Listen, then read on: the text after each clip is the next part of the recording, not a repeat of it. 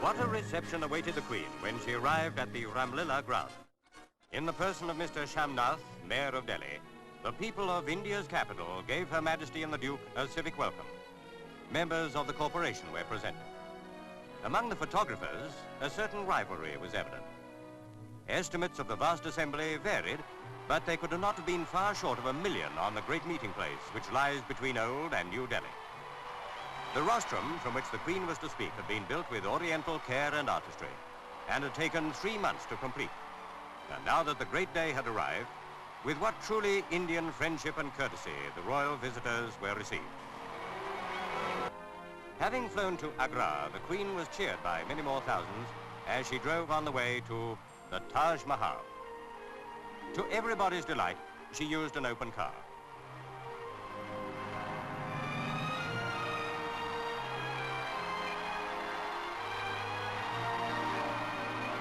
One of the grand sights, not only of India, but surely the whole world, is the Taj Mahal, the marble shrine built 300 years ago by the Emperor Shah Jahan as the tomb of his wife.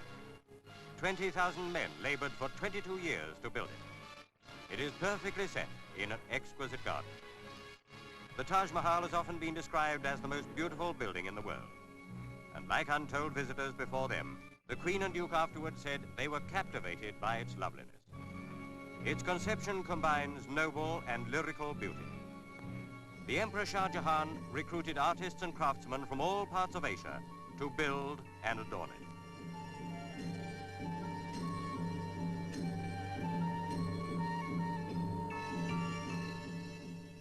Overshoes of velvet are worn by all visitors who enter the shrine itself.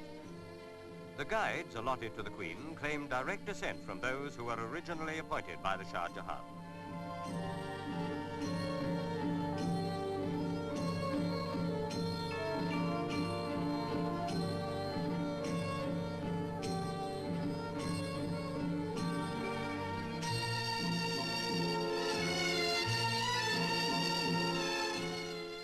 The day, unfortunately, was dull, and the marble edifice was not seen at quite its entrancing best.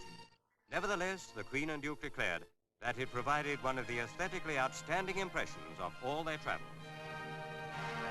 More than 300 years ago, an Indian emperor, stricken with grief over the death of his favorite wife, perpetuated her memory in the most striking monument anywhere to be seen, a poem in marble, the Taj Mahal. Before going to Karachi, the royal tourists had the unforgettable experience of visiting Udaipur, where their host was the Maharana. Here were presented 56 nobles, and it all seemed like stepping into the India of the past. For in Udaipur, the remarkable progress of modern India does not dim the luster of the Maharana's dynasty, with its unbroken succession of more than 1,400 years. The present ruler is the 75th of his line.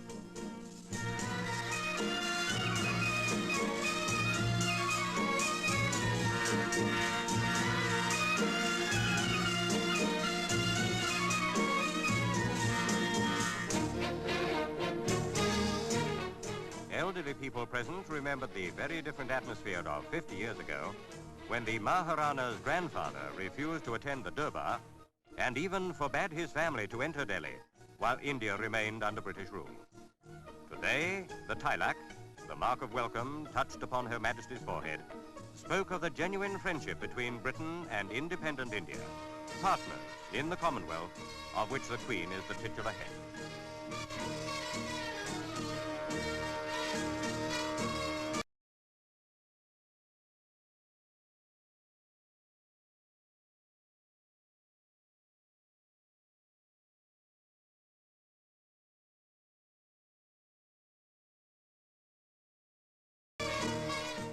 Udaipur is sometimes called the Venice of India.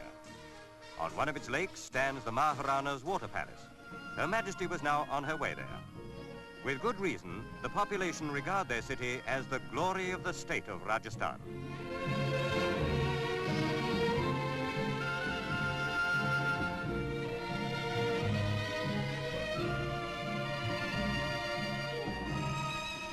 To the island palace, the Queen and Duke went by launch. The subcontinent of India bewilders by its wealth of wonders. Even at this early stage of the royal tour, Her Majesty had marveled at many of them. And always there were more to come. The Maharana's palace was like a jewel set in a lake. Frontier and the world-famous Kybar Pass. Sluggish indeed would be the imagination that was not stirred here. Through this bleak road to India, even today, go many apparently untouched by the progress of more than 2,000 years since the army of Alexander the Great invaded the subcontinent. The names of British regiments are carved in rock, perpetuating the memory of those who defended the Kybar Pass in the 3 Afghan wars. Humble men from towns and counties, led by generals whose names were household words. One young subaltern in action here more than 60 years ago, Winston Churchill. Along a motor road built in the 1920s, now came the Queen and Prince Philip, nearing the border between Pakistan and her rugged neighbor, Afghanistan. Shagai, the fort of the Khyber Rifles, was built in 1928. The tribesmen brought sheep in honor of the royal visit, sacrificial sheep, afterwards slaughtered to provide food for the chieftains.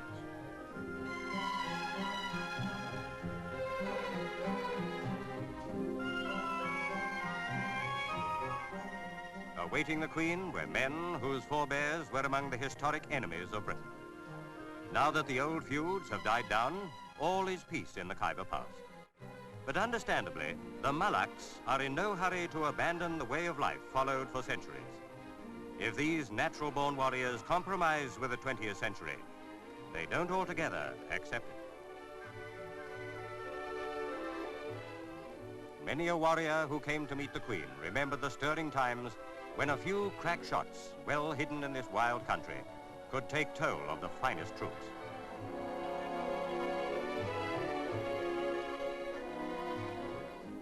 The ceremony of the sheep was explained to the Queen. How long this ritual of hospitality goes back is not known. As the tribesmen are a practical race, to whom a living doesn't come easily, they pointed out that in the feast later on, each sheep would provide food for 40 men.